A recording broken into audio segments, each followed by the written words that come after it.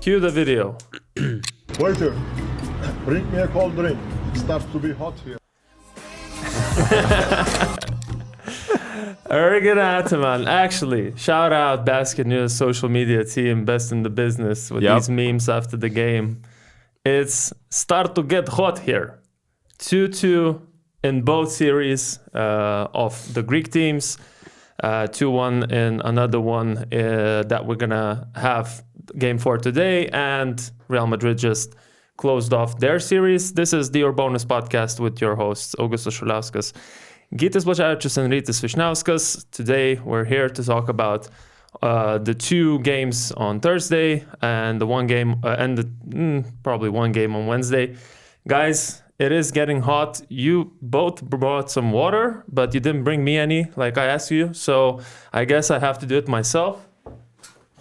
We got some drinks, some cold from the fridge, green cans to quench our thirst. There we go. I was thinking about one Coke as well, because Olympiacos also won. Maybe 2 Cokes, but then you have to pick and choose, and then you get into the situation where someone's gonna be mad. So what is these intros, man? They're coming from somewhere. I don't know where from. Sprite, man. You like Sprite? I think it's about the color. It is. How do you feel holding a green drink in your hand? I feel good, but my rankings go like this: Coke 0, Fanta 0, Sprite 0. Of course. And this isn't even 0. Of course, the green drink is at the bottom. And this is even 0. So I'm not gonna drink it, but I'm gonna keep it here because of the color. Okay. All right. And another thing to celebrate besides having 2 Game 5s is we just reached 1,000 BM Plus subscribers on BM Plus, which is a great achievement. Thank you guys for supporting us and letting us really do this, because without you, we wouldn't be able to. So thank you. And let's now get on to the games. We'll start with Maccabi Panathinaikos. I think I said to you and Donatas in the podcast before that I believe that Fenerbahce and Monaco is the series of the playoffs, but now I'm changing my opinion. The game was great, high scoring start. Felt like a game 5 already. Well, it was a do or die for Panathinaikos. A lot of tension in the air, and we saw Panathinaikos come out with a comeback win, very resilient Panathinaikos fighting like dogs and then winning this game. What were your main takeaways of this game? My main takeaway was that it was like both teams, played their best basketball. Both teams fought at a crazy, great level. And there was one graphic by the EuroLeague, I think with 4 minutes remaining in the game, the point difference in every minute of the match. And it was like this: Maccabi, Pau, Maccabi, Pau, Maccabi. And then in the end, the run that Pau made in the last 5 minutes decided the game basically. But it was just amazing to watch because really, as I said, both teams super high quality. Both teams had great things to offer. For example, Pau were leading going into the 4th quarter. And I was watching the game with my friend, and I'm like, what else can Maccabi offer to this game? Maybe a zone pressure, the full court pressure, and then like going back into some kind of defense. And then they were like starting to do so, completely changed the momentum of the game from down 5 to +7, I think. And I was like, okay, now Panathinaikos have to do something. And then it was time for Nunn to absolutely destroy, together with Lazor and Slukas, Maccabi's hopes of, maybe even reaching the Final Four. But it was just an amazing game. And before we go into deeper analysis, I just wanted to say that one thing I thought was really important that happened in the first 5 seconds of the match.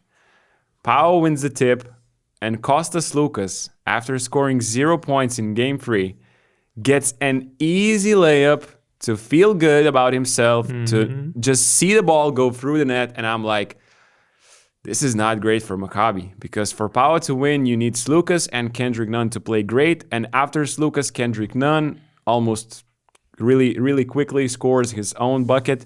Slukas then adds another, and I'm like, oof, this is not a great sign, because when players of this level make the first shots, you can expect big nights from them, and it happened. Kendrick Nunn, 27 and 4 assists. Lucas, 26 assists, 8 rebounds on top of that.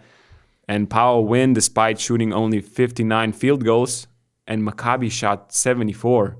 And I remember in game 1 I said, Pau have to control rebounds, but they won because of their excellence in one-on-one, in pick and rolls, and by shooting the ball at an insane rate. Like having 15 less shots from the field with similar amount of free throws, and then you win the game. That's to me is the most ridiculous stat probably. I think with legendary players like Lucas, you expect them to bounce back after a bad game. Players like Lucas don't have 2 bad games in a row in playoffs when it matters the most. So I couldn't imagine him having another off night like in game 3. So that was more or less expected. But as you said, like Maccabi, somehow they were hanging in there. Somehow with some shots, Tamir Blad, John D. Nebo with his floaters. Nebo with hitting some floaters. Really tough shots. Pick and pop Rivero. I mean, they were somehow hanging in there, and they actually built a lead in the first half. They came back in that first quarter after they 8 came back. points from Di Bartolomeo. Exactly. So we talked about all other series saying that like the role players will decide this, and I think the role players mean so much. We talk about Lucas, we talk about Nunn, we talk about their greatness. I think Kendrick Nunn, since the 4th quarter of Game 3, has been the best player in this league, especially last night in the 4th quarter, hitting all those shots. But let's talk about Giannis Papapetrou. He didn't have a good season. Probably he wasn't in the rotation with healthy Juancho Hernan Gomez, just for some sporadic minutes. And all of a sudden, he's becoming one of their most reliable players on the court. So Ataman now decided to start with him because of the Bonzi Carlson issue, to have more size. And he's making spot-up shots. I think in this series, he's hitting like 60% of his shots. 2 of 3 this game. 2 of 3. One of them being in this game, leaning fade to the corner, which was I thought was very important as well. So do you know how many threes he has made in the regular season? Of course, he was injured. I would say like 6. 5. 3. 3. Okay, man. 3 3-pointers in the regular season because he played only in 13 games. So I think we analyzing this game, we first of all should like get rid of the elephant in the room, speaking about Wade Baldwin and that situation. All right. So I don't have any inside information from Maccabi's locker room or from the team or whatsoever. But if it is a hamstring injury, well, history shows that professional athletes need at least 3 or 4 weeks to recover, to heal, and then they can play. Especially a torn hamstring. So, because you can sprain it, you can tear it. But it wasn't torn. It was said it was torn on the No, but he can't play after 2 weeks, No. even if he wants like maybe to. Really. Partially then. Look, but It depends. It really depends on the grade of this injury. Either way, like football players, the hamstring injury is the most common injury in football. It always takes at least 3 or 4 weeks of rest for you to get back. And Maccabi probably took a risk. They decided that their best chance to close the series is this game in Belgrade. So, yeah, probably Wade Baldwin I was also. gonna say probably Wade Baldwin also wanted to play. And that's the thing with hamstring. You might feel okay. You might do some moves, take some shots, do your warm-ups. But when you start playing, when you start changing direction, it lets you know once again that it hurts. So I think it was a mistake to rush his comeback. Maybe if they didn't play him yesterday, they could save some time, and he could be ready for Game 5. Now we know that he's definitely out for Game 5 as well. And also, he didn't look himself on that court, which is normal. Yeah, because on defense he wasn't able to keep up, and also even on offense when he got that wide open dunk, you could see that he jumped, but it wasn't the Wade Baldwin that we were used to seeing. The dunk was very just there. And just to clarify, Wade Baldwin did have a MRI which revealed it was a slight tear in the hamstring. So it wasn't just sprained; it was actually, but not completely torn. torn. No, torn. Maybe that's the word. So, but it's just that he wasn't ready, and it was probably a mistake to start him and to play him. However, the team responded. When he left the court, they just kept going. Lorenzo Brown in this series, he's great. How calm he always is, the way he controls the tempo, the way he reads the game. He's a true leader on the court. But of course, every leader needs help. And I don't think the reason Maccabi lost is offense or missing shots or anything like that. I mean, they were fine offensively. Even in the end, they missed some good looks. But they just couldn't string 2 stops together in the fourth quarter. Not even one. Except for those 4 minutes when they started. But after that, not even one. Yeah, you're right. For 5 minutes, the Piraeus scored, I think, on every possession. From the 6-minute mark to 1 minute mark, I think there were not one possession where Maccabi actually where Piraeus did not get a point. Yeah, so they couldn't get any stops. And well, if on defense you're relying on Kendrick Nunn to finally miss a shot, well, you're in trouble. When he's in the zone. Yeah. So this brings me to the idea that I have about this. Of course, it's after the game. It's easy to talk after the game in hindsight. But I was thinking this also watching the game. I couldn't watch it live. I was commentating football, so I knew the score already, and I rewatched everything. And I thought, okay, so Maccabi cannot really get any stops, but they have a lead. They are up by 5 or by 3. What would I do in this position? I would take notes from Greg Popovich's book in the early 2000s, Hack-a-Shack. That was the strategy to basically kill the rhythm of the game and to send Shaq to the free throw line. I know Matías Lazor is a better free throw shooter than Shaq, but I would hack him in this situation with 4 or 5 minutes left. I have the lead. I will hack Lazor, let him score 1 or 2 points per possession.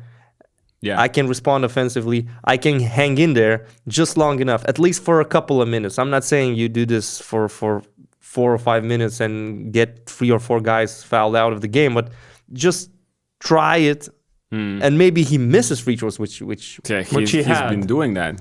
4 out of 11 this game. No, 5 of 9. Oh, sorry, that was the game before. Yeah. So he's 66% in the regular season and 49% in this series. So he's there on the court. He touches the ball in every possession. You were watching only 3 games. Yeah, the last 3. Oh, sorry, were 4. Yeah. Yeah, so he is there on the court and he touches the ball in probably every possession. You can foul him.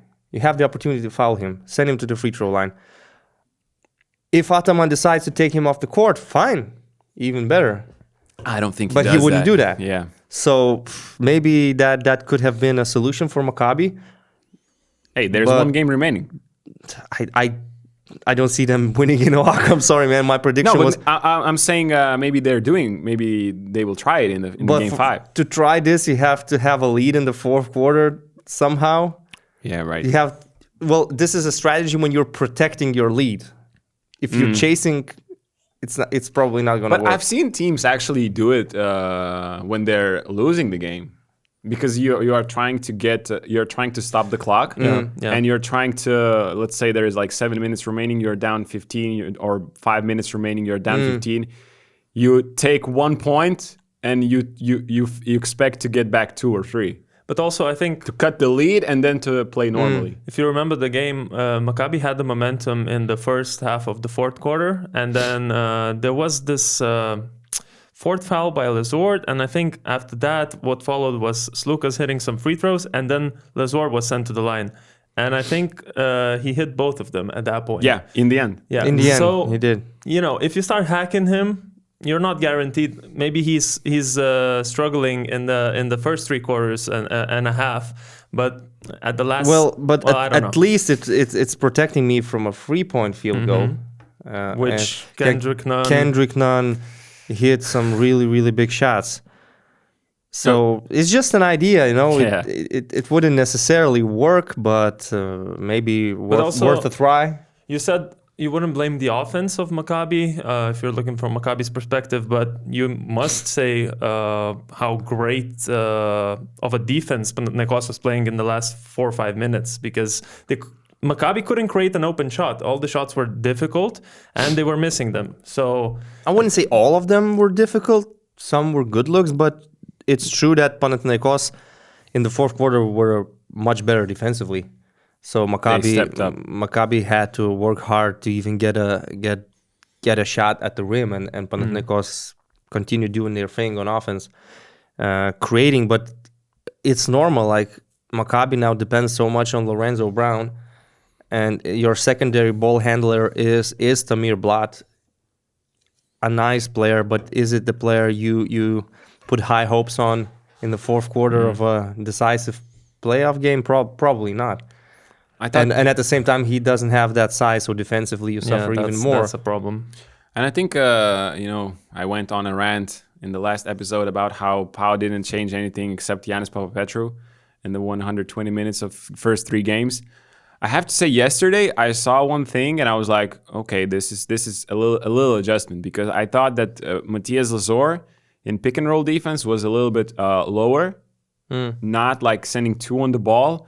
He's trying to be at the level where Josh Nebo is. So you don't allow this short roll pass, 4-on-3 situation, and a lob. And Nebo did not have as much dunks, and the points he scored was offensive rebounds and those floaters, which is a way tougher shot to make than a dunk. On defense, you live with him taking those floaters. Yeah, exactly. So I thought it was, I criticized him after the last game, but I have to say this is what I was waiting to see. Some just different defense. It was not for the whole game because they tried to mix it up, but just a reaction. Because if you make Lorenzo Brown play against the same defense for the whole series, he will figure it out. And this is a little bit different, not only for him, but for Maccabi players. So this was a nice thing, and I thought the game really decided a lot on fouls too. In the second quarter, Panathinaikos were over the foul limit, team foul limit, and they fouled 3 times. I thought Mitoglu had 2 crazy fouls, and Rytis even wrote in our chat about that. One of those was just... Yeah. I cannot understand how that happens on this level. It's just... I know mistakes happen. How to say... it's a matter of the moment, I guess. That the Antetokounmpo's foul... And they got 6 points. Maccabi got 6 points from just cheap fouls. And in the fourth quarter, Maccabi were in team bonus from like 6 or 7 minutes remaining in the game. Cleveland had 2 fouls that were so unnecessary, like stupid fouls, you could call them. Yeah, and that went put their foul limit that much higher, and not the foul limit, you know what I mean. And I thought at that moment, these seem like innocent right now. Too early. Yeah, but it came to play at the end of the game. Also, what was interesting, that Maccabi went with Hassel Rivero and Josh Nebo at the same time on the court. Do you think that was just a good, like, short-term change that worked for a little bit, or could that be like their long-term plan to try to play these 2 guys at the same time? I've seen them doing this throughout the season. They like to play with 2 bigs. These are 2 big bodies, and you're facing Matthias Lazor, so you have to try something. And it's not like on other occasions they don't have a big body at 4. They have Cohen or Sorkin. Maybe not that much muscle power, but they're still big bodies. I mean, in the regular season, they would very often close games with Bonzi Colson as a 4, but with Pau, you have those matchups. They have Mitoglu, so you're looking at what's best for the team. And I think playing Rivero and Nebo together is a good idea for at least 4 or 5 minutes in the game. They can play there. Rivero can stretch the floor a little bit at least to the free throw line. I mean, he has that mid-range jumper, although it looks strange, but it's very slow. He's been hitting some of those shots. So we might see that even more in Game 5. Who knows? I think they're looking for some answers to Matthias Lesor. Yeah. In some situations, it kind of seems to me a bit frustrating when I remember one possession where Lesor is posting up Sorkin, and everybody in the world watching knows that Lesor will turn to his right shoulder and get to the rim and get an easy layup. But there is no weak side help prepared for this. So he does the move, and then Sorkin just makes this cheap foul, small contact. It's an and one. And, you have... If you're Maccabi, you have to take some risks because Maccabi doesn't have post-up threats like Lesor. Their only real post-up threat is Bonzi Colson. But that's neutralized now. Panathinaikos is responding to it by putting Papapetro on him. So Lesor is going to dominate. You have to take some risks. You have to send help. Or just send him to the free throw line even more. Also, one thing that Kostas Lukas said in his post-game interview was Kendrick Nunn is the best scorer in the EuroLeague right now, essentially. And I don't know, after this game, it's hard to argue with that, at least in the last stretch, when you see the usual suspects would be maybe Wade Baldwin, Mike James, but both of those guys are, Wade's not playing, Mike James is not having his series. So I would agree right now that Kendrick Nunn is definitely the best scorer, but at the same time, it's hard to argue with the fact that Kostas Lukas is a game changer in this series as well. The 2 games that he was taking the initiative, being aggressive and not just facilitating for others, but actually trying to make those mid-range shots, going to the rim. The 2 games he did that, the 2 games they won. And I feel like they'll need that in the Game 5 for sure from Slukas. I know that, other players are also important, but I think Kostas Lukas is sort of like the leader of that team mentally and in the locker room and all those, even in the timeouts, you see sometimes he's talking over Ataman because, so the guy just has too much experience. I mean, he's a champion. He's a winner. We know that. He's been doing this for years with different teams, Olympiacos, Fenerbahce. Nunn right now in these playoffs, he is the best scorer in these playoffs. He has the numbers to show it. Wade is not playing, so we cannot really compare them. And it's a shame, of course. But Kendrick Nunn, like I said, since the fourth quarter of Game 3, he's been unstoppable and unplayable. Do you have any more insights on the game, Augustus? I don't know. I just or should we talk about Game 5? 11 turnovers throughout 2 teams in this game.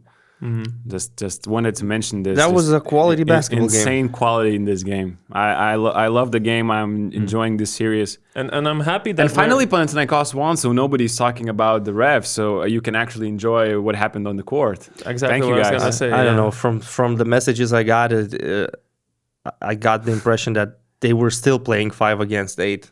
I mean, I was actually looking at some of these calls, writing down what I thought was questionable or not, but on both ends there are mistakes, and you can argue as long as you want. Didn't have a problem with the refereeing. The better team won. Yeah, right now I think That's it. This game was not influenced by the referees, and that's like you said, the most the best part about it. We're heading into Oaxaca Game 5 next week. You guys seem to have quite a clear opinion on that game and its outcome. Rytis, you're pretty confident. To me, it feels like the series is over, although there is still a Game 5 to play. And I hope Maccabi will show up. I hope they will find some energy to compete, but I don't see them winning that game. I mean, my prediction was Maccabi in 4 based on them not playing Game 5 in Oaxaca, because I said they wouldn't have a chance over there, and based on the fact that Wade Baldwin and Lorenzo Brown can match Kostas Lukas and Kendrick Nunn. So if you tell me before the series Wade Baldwin is not going to play, I'm going to say Pau in 4 or even a sweep. So now in this position, Game 5, I think Pau will crush them. They should. I cannot expect anything else to happen. Although as a basketball fan, I want to see drama and I want to see a close game, and I hope Maccabi will somehow manage to hang in there until the fourth quarter. Yeah, but we must admit that the 3-4 games Maccabi played, or maybe 3 games Maccabi played, not game 2, they were playing above expectations, I think. I think yesterday was their best chance to close the series. Up 7 in the fourth quarter. That was it. That was your chance. What do you think, Augustus? I think there are areas where Maccabi can excel. Let's say they know how to play against this Panathinaikos team offensively, because as I mentioned, in the first half, for example, they attacked Suliauskas, they attacked Nunn. Their perimeter defense wasn't as great, so they were finding ways to score. But at the same time, history tells us that nobody has won a Game 5 away in modern EuroLeague history. And also Panathinaikos can make less shots percentage-wise, because they were amazingly shooting the ball yesterday. But I don't know. I think that Oaxaca is going to be just on an insane crowd. I think it's going to be the game of the season. Without Wade Baldwin, you think it's going to be... In terms of fans. So basically, if you're Maccabi, you're placing your hopes on Panathinaikos players having a bad night. You're doing your job. You're doing your job, but more or less, you need luck. You need Pau to miss shots, but that's basketball, I know it's basketball, but you kind of don't really control that. No, I mean, you can force them to miss shots. You can do a better job defensively than you did yesterday. But Maccabi is one of the worst defensive ratings throughout the whole season. Yeah. I feel like they're all of a sudden, I don't have expectations for them to become a defensive juggernaut. I think they need luck, just plain and simple. They need a perfect game. And they already had 3 of those, so I'm sticking also with my prediction before the series, 3-2 Panathinaikos. Very nice that I'm gonna be good on that thing we did some bets on in our company, so I like that it's 3-2. I also said Pau in 5, so yeah, I'm just glad. Donatas also said it. Donatas also said Pau in 5. I mean, nobody really expected an easy series here, except 200 people that wrote in the comments that we don't understand basketball. This is going to be 14-0 for Panathinaikos. Now, talking about not understanding basketball, I learned that boiling a basketball doesn't help. I saw a picture. I'm going to deep fry it. Hey, I saw a picture. Somebody photoshopped it. They made you doing that, actually. Boiling a basketball? Yeah, wait a second. Nice. Just talk about something. No, but I put it on the screen. I'm telling you, it doesn't do the trick. I think I have to deep fry it or cook it in the oven. Boiling doesn't work. Didn't get any extra knowledge. Didn't become better at basketball at all. How do I save after boiling it? It's all right. We'll show it. You can send it later. And it's a great thing that you mentioned that no team in the history of EuroLeague has won a Game 5 away from home, which could be a smooth transition to the next series we're covering. To something we might see happening. Or Mantas finally, I think, has it, or maybe not yet, but it would be great if we can see it now and then go to the next. How about this? Instead of you holding a 1-3 Maccabi. I love that. Man. I love that. That's good. That's quality meme. That is a good meme. Don't have to be rich to have a website. You don't actually. No. In the 90s, you would have to be. That's what Augustus came back from the toilet with, a song that you don't have to be rich. You don't have to be rich to have a website. Be rich anymore. With Hostinger.com. Pretty simple these days. In 2024. You also don't have to be very smart anymore. You don't have to go through coding lessons and courses. You don't have to learn design as much. Maybe you do, actually. If you want a nice website, you still need to have an eye for it. But it's so much simpler with templates provided by Hostinger. And besides the templates, if you want to be unique and you want to save even more time, you can use their Hostinger AI Builder, which is, I heard, simpler than using WordPress, which is another website builder.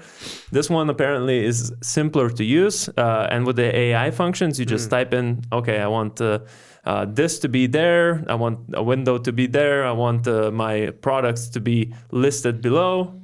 All that pops up, and then you just customize. Spend an extra, if you spend an extra hour or two, you get a professional website yourself. Right. Nice. Yeah. Gytis, do you know what I hate in life? No. Well, I do, but no, I'm not gonna say. Putting a lot of effort. So if Hostinger can offer me creating a website with as little effort from me as possible, that is a great service. And plus, that effort is even less when you don't have to look for external services to host the website. Because when you create a website, I'll explain the old man how it works. Explain it like he's 5 years old. I'll explain it like he's 45 years old. Okay, man. So you have a website that you designed, you created, you didn't have to code anything, but you have the website right now. But that website needs to go somewhere to be stored. Like you would draw a painting, you need to put it in a frame and hang it on a wall. I'm still feeling like you're talking to a toddler. Carry on. Maybe 75. Okay, carry on. So you need to host your website somewhere on a server. Yeah. And the Hostinger, it's in the name. They provide those services as well. And with them, it's really affordable, I would say, compared to other competitors. And we also have a special code, BNews10, which you can use for all hosting plans to be 10% off, which is a bargain. You have to cope it now. And on top, Rytis said, least effort possible. You can do it on your phone as well. They have a mobile website builder. Jeez. What are you waiting for, Is Rytis? there a reason for you not to create a website? On Hostinger? We don't have any. And now let's move on to another game 4 that got us the game 5, but the actual game itself was very, very different. We saw probably the first time when the playoff game, except for one series that we're not talking about until Final Four, we saw a boring second half where actually nothing really was in question anymore. Maybe third quarter. Nothing really mattered. Maybe in the third quarter there was still some hope, but nope. Olympiacos closed that game quite early. By Rytis standards, they closed the game against Barcelona in the second quarter. When I called it. The score was, if I'm not mistaken, 36-23, 13-point lead. And Rytis goes on our WhatsApp chat and says, okay, this game is over. I'm going, what do you mean? It's 4-possession game, to a 5-possession game, whatever. This game is definitely, why you are writing off Barcelona right away. But Rytis, no, I just saw one team that is happy with themselves, getting that one win in Greece that they needed. And I saw another team that was fighting for their lives. So when that run happened, I realized that there is no chance for Barcelona to come back. Maybe the score is not that big, but I couldn't see Barcelona coming back. They were lacking energy. They were complacent. I mean, it looked like they felt like they did their job by winning game 3. They gave up. And now they're just happy with the split. And Olympiacos, they needed to win. This was a do-or-die game. This was the most important game for their season. You could feel that from the way Shaq McKissick was playing and the rest of the group. So to me, the game was done after that run in the second quarter, as silly as it sounds. But that's the moment when I realized Olympiacos will definitely win it. And we will have a game 5 in Barcelona. Barcelona really gave up, to be honest, in the second quarter. And you said it correctly. They were happy going into game 5 at Barcelona. But I just thought, I'm going to say this first when talking about this game. 19 points Barcelona scored in 5 minutes, I think. And they were leading by 7. And after a couple of minutes, Shaq McKissick and Nigel Williams-Goss stepped on the court. And I thought those two guys changed the game. I mean, I don't know if you remember this moment, but the first possession, Shaq McKissick, he switches on to Satoransky. And he's like, Satoransky, one of the best ball handlers in Europe, he's backing down with the dribble because Shaq McKissick is trying to jump on him, man. Bite his throat. I don't know, like, so aggressive. And then he gets a deflection. He doesn't get a steal, he gets a deflection. Next possession, he gets a steal. Then Nigel Williams-Goss, I think, draws an offensive foul and then gets 2 deflections in a row in those possessions. And I'm like, this is game-changing. Like, their energy was over the roof, and they just, I don't know, they completely changed the game. Because in the first 5 minutes, Barca scored 19 points, some defensive mistakes from Olympiacos, some missed shots, some missed shots, but some great moments from Barca in transition.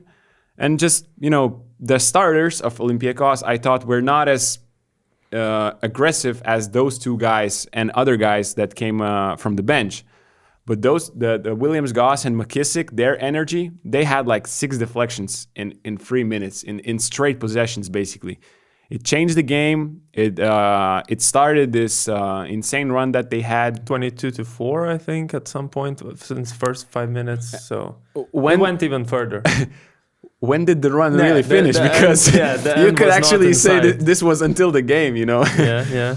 And Barca scored 19 points in the first 5 minutes, and then they scored 14, 10, and 11 in the next 3 quarters. That's 35 points in 30 minutes. That's just crazy. And really, Olympiacos defense won them this game. Shaq McKissick was amazing. And Shaq McKissick, according to Beebalytics, was plus 36 in this game in 27 minutes. I said before the series, he's the player to watch in this series, and I said he will definitely have this one game where he will just explode, and that was probably the game. The good thing for Barcelona is that in the playoffs, it doesn't matter if you lost by 40 or you lost by 1. You just lost the game. The series is tied. You're going to Palau. We're not expecting a blowout in Game 5 to Barca or to Olympiacos. It should be a really close game, in my opinion. But in this case, so Barca won Game 3 majorly because of their 3-point shooting. This game, there were 5 out of 22. A miserable performance. 22.7% shooting from downtown. So not necessarily just from downtown, but I mean, if we're talking about general, third, fourth quarters, at some point the percentages were below 35 from field goal in general. So. Only 23 made field goals. And then Nagy maybe with this couple of dunks increased that percentage. I had this line written down: Barcelona has provided all the bricks necessary to finish building Sagrada Familia earlier than 2025. Because, man, it's not just missed shots. It's shots hitting the backboard. Shots. There were air balls as well. Air balls. It's crazy. Like, the confidence was below the ground. And none of the role players stepped up. I mean, it's normal that sometimes some players might struggle, but nobody actually stepped up. Because Barca has a pretty deep roster. I would say they have two good lineups. At least 2 good solid options for each position.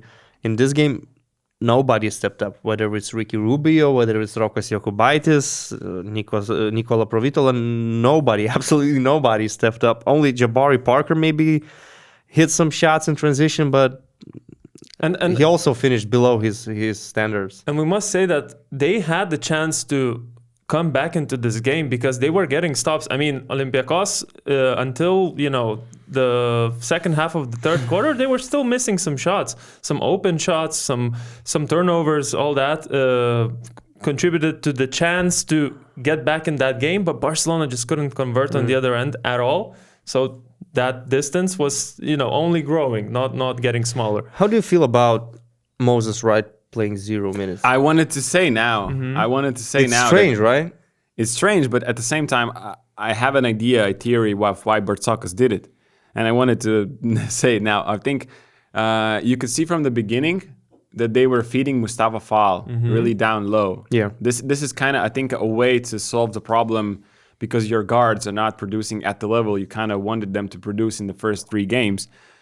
And Fall was just destroying Jan Vesely or whatever, anybody who was there.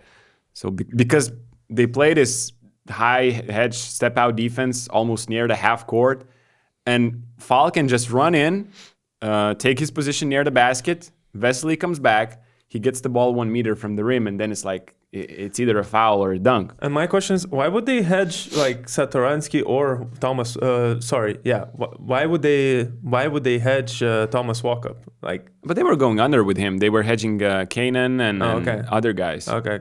In the first couple of games they did that with Walkup. Now they're fixed it, not fixed it, but changed it. It's Olympiacos are playing almost pick and rolls at half court, and then it's like for Jan Vesely, you have to run 14 meters to get back. That stuff, and I think that's why maybe they played Milutinov. I don't know, because Wright had a great game, but if you try to punish from inside, you have Milutinov there. You know, he's better to do the post up, to be a better post up. And he grabbed threat. 11 rebounds. Oh yeah, that was offensive rebounds were huge. And so I thought maybe this is why Milutinov played. He was plus 31, and it's just crazy to me. Like I read that Olympiacos fans or whatever, not maybe fans, but just people were saying, "Oh, Milutinov is not playing great. He's not a great addition. He's an injury prone." I mean, this guy was destroying for Serbia last year in the World Cup, in the friendlies. He's a amazing player, and to have him as the second or third option is a luxury. Like only Real Madrid, I think, has this luxury of having Vincent Poirier. I don't think they even have 3 centers of this caliber. Like they have 2, but we're talking about either Moses Wright or Nikola Milutinov not playing. It's crazy, and to have him, I mean, okay, it's hard to play consistently good when you're playing inconsistent minutes. But just you can't expect this game from him anytime. And of course, I wanted to mention Milutinov, and I wanted to mention Kostas Papanikolaou. There we go. With him, everything changes, man. The spacing, he missed a couple of free shots. Four shots maybe. Yeah. But we said it after the game 3 loss. Like you start to realize how important Papanikolaou is when he is not playing. Yeah, I mean, great cutter, not great shooter, but he can knock down those shots. I mean, he hit those 3 in the third quarter that literally closed the game. If there was a door, there was a slit open, he just punched the door, and the door was shut forever for Barcelona. Yeah, that was a crucial run from him. 3 in a row, actually. And it's just different with him. You know, before you had Peters or Sigma playing the free position, and Kostas is perfect against closeout defense. And with Barca playing this hedge, you will have a lot of closeouts. So he's a game changer.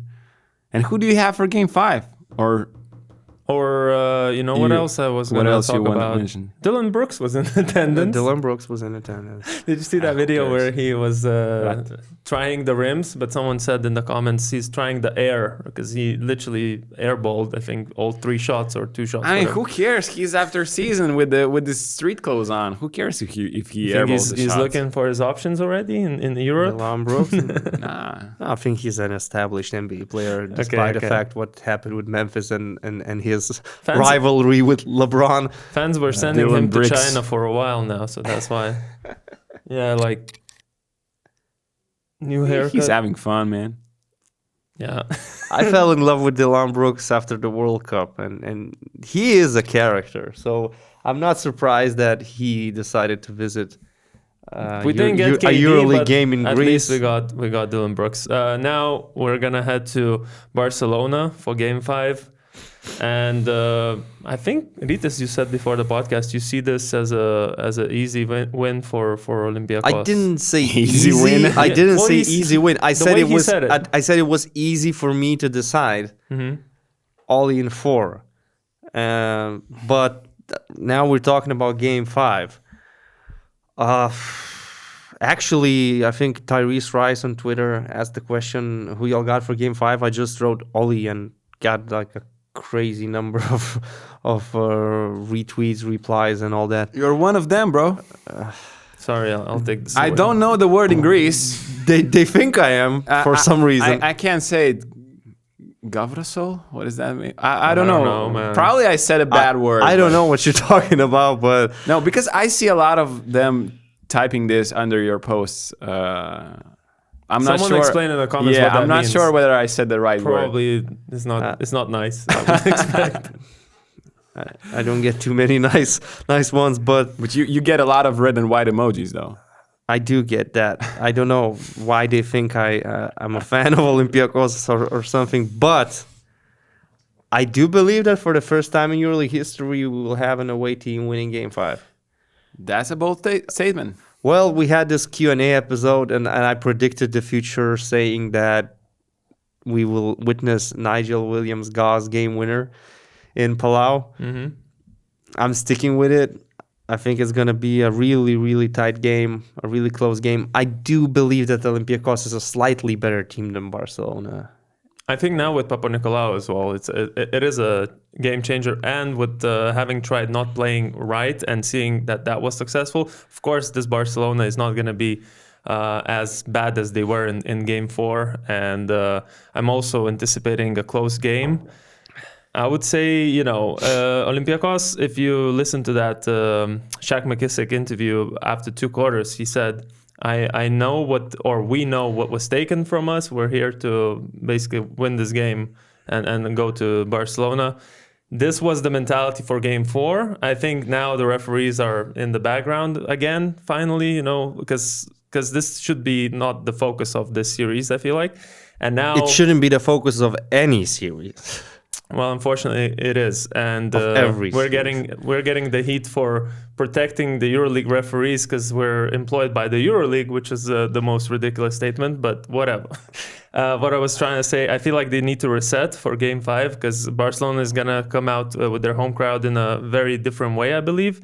And I don't expect them missing every single shot. And I still think Olympiacos, even though they shot 12 from 24 this game, I feel like in the first half, when it wasn't still clear who's going to win, or the first quarter and a half, Olympiacos was missing some shots again.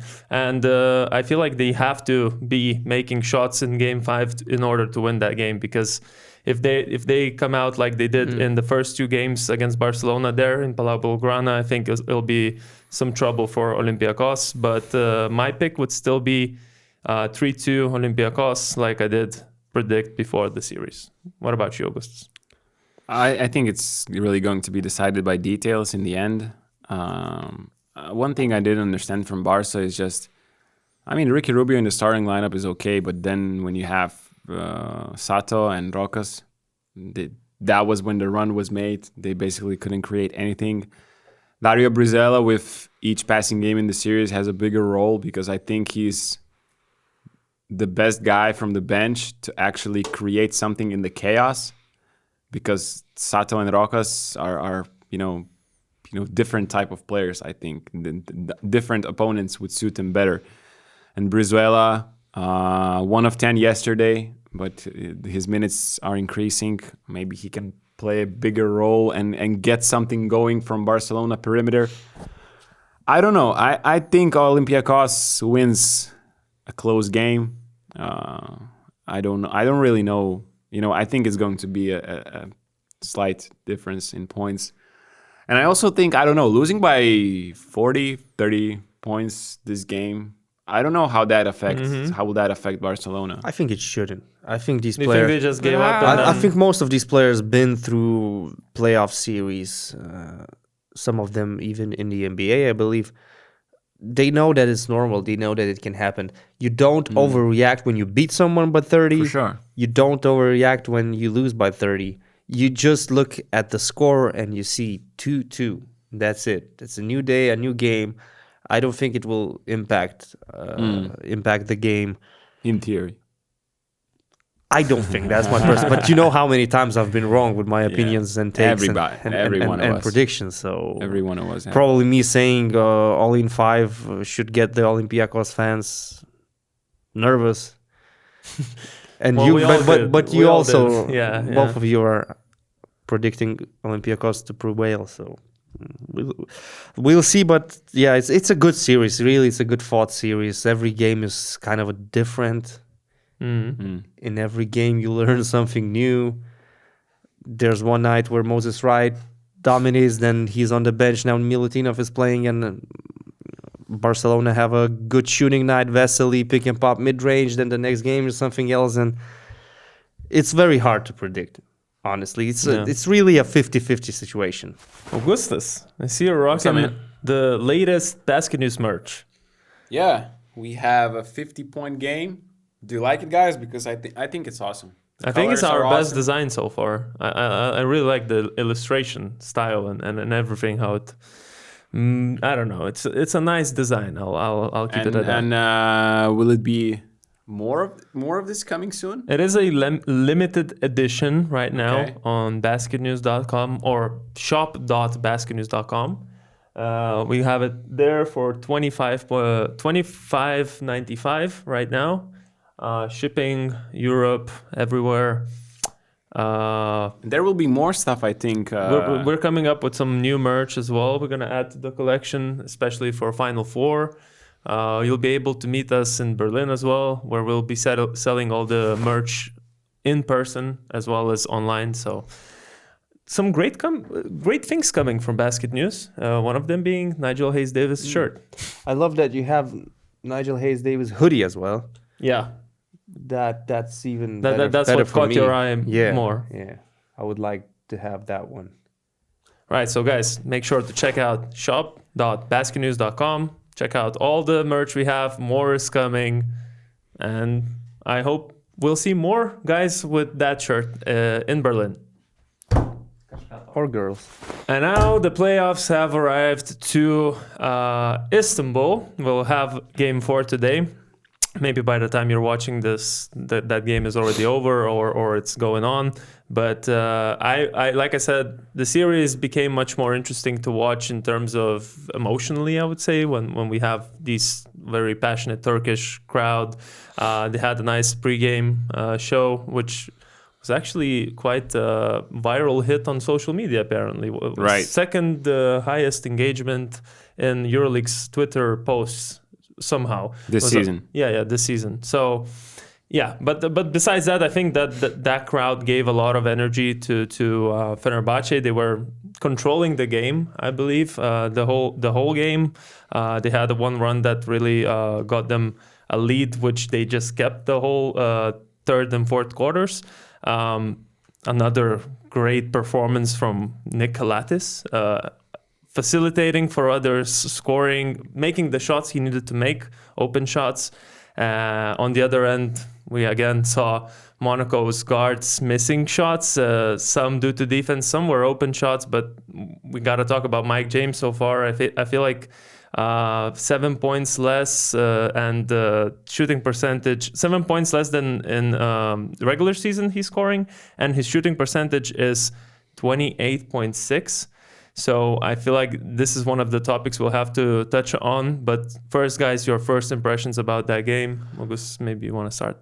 You mentioned, I wanted to say another thing about small ball, but you mentioned Nick Kalatis, and I don't really understand the way Monaco is guarding him. I really don't. He has shot 6 3-pointers in this series and made 4 of them, and all of them were like spot-up shots, not after dribble when the team is going under on his pick and rolls. They have been inviting him to drive, pressuring him, and I don't really understand. Like, there was one moment, I think, in the first quarter when they were playing, I think, Mote Yunus in his normal defense, at the level of the screen, so pretty high up. So instead of going under and forcing Nick to shoot a three-pointer, which I think everybody would be okay with, the help has to come from the weak side, and you have, instead of Nick, Tyler Dorsey gets a skip pass, and he's shooting wide open three-pointer. And I'm like, why would you want to see that? Like, really, I did not understand that. And another thing, Sharas has found a thing that Monaco does not have an answer, and that's small ball. I counted the lineups that were small for Fener with Hayes at the center, and they were +7 in this game. They won the game by 9 or 11 points, I think, and that was the key difference. 11. So the small ball was +7. So he's just too big of a weapon. Sasha Obradovic, like I mentioned in the playoff preview, playoffs maybe it's not always about who is the better team, but if you can solve this particular problem. And Sharas has been going to small ball since game 1. He won the game 1 with it. He won this game 3 with it. And really, Monaco tried playing with the centers this time. It did not really work that well as they have expected. And I think really, Sharas is outplaying Obradovic in this department. And I don't know if I don't know if Monaco has in them to extend the series today. You know what? I watched that game again. Watched the replay of that game. The whole game was close. Actually, the 4 quarters. Only the second quarter was the one that had a big difference. 11 points by Fenerbahce. Monaco fought. Yeah, and that quarter, the biggest issue for Monaco was hitting shots, and a lot of them were open shots. Of course, the focus is on Mike James, so he's not getting off any good looks, but other players also missed the shots. Fenerbahce went on a run, built a 7-point lead, and then general stats, hitting threes at 19% this game, Monaco. Yeah. And then overall, if you look at the field goals, I think also something at like 40s, 30s. So, but that's a lot of it is because of not making the shots. And if you're not making shots, I feel like it's difficult to expect to win this game. Yeah, usually to win a basketball game, you need to make shots. Yeah, and this was the crucial part. I just thought, but we knew they were playing a good game. We knew before the series that Monaco is not a reliable three-point shooting team, and it's been their problem even last year when they made it to the Final Four.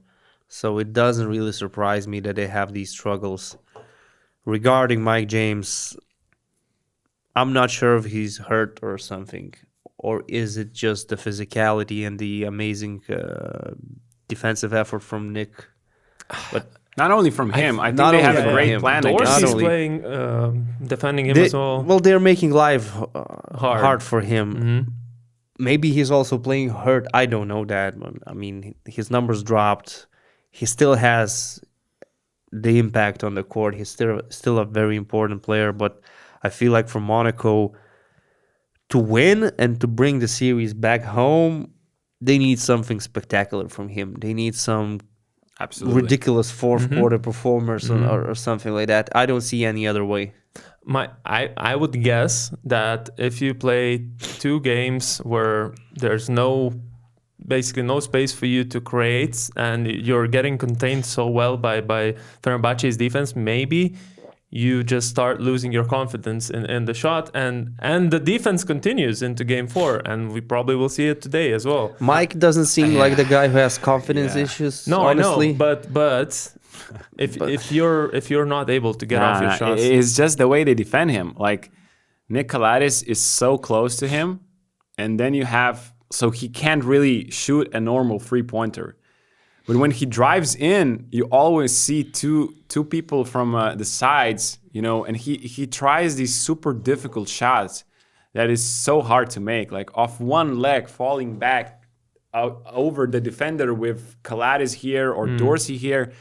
That's super tough. And he's not finding like open ways, open shots. I don't know, maybe try and go early in transition, maybe more one-on-one instead of the pick and rolls. I really don't know, but others have to make shots as well to open the court for him. Yeah, it feels like he has to hit some of those tough shots for them to win. Yeah, like he did in Game 5 against Maccabi last year.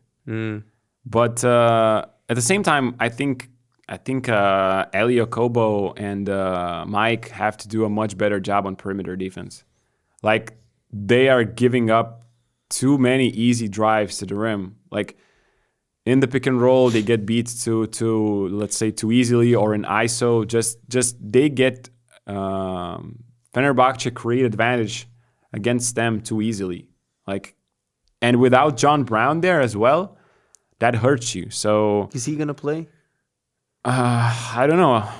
I haven't really talked to either. Donatas about this. But So we can what ask. were your predictions then for today? For tonight? My prediction for the series was Monaco in 5.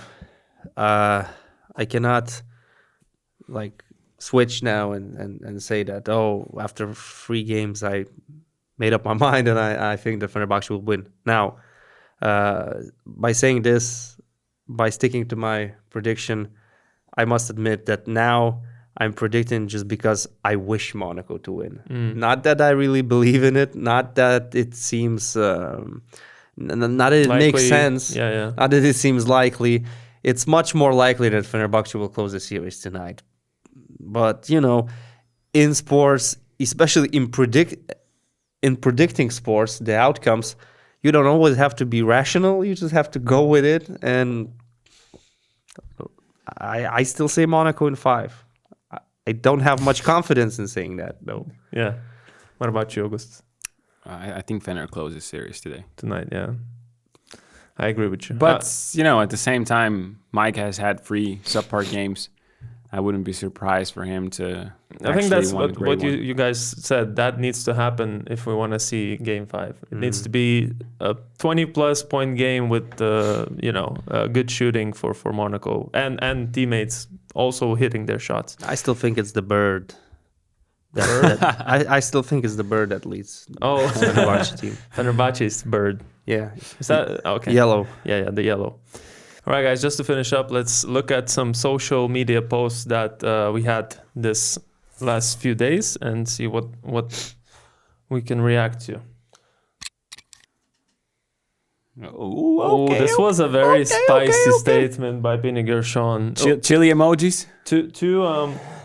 Two coaches who are actually being compared a lot with their style of, being very free with coaching.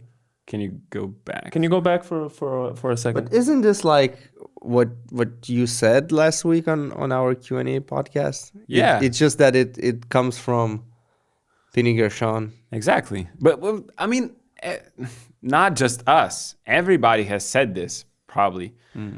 Okay, except coaches. But everybody that's on podcasts or, I don't know, even players have said this. So I think it's true. We all know what his strengths are. And I read this thing. There's no one way of winning in life. Exactly. And his way is just different. Some people don't like it, and I think it's normal. I feel like for basketball purists like you guys, it is less attractive than someone with a very clear system and tactical adjustments and all that. Yeah. With Ataman, it's more simple, but, You know what I would want to see next?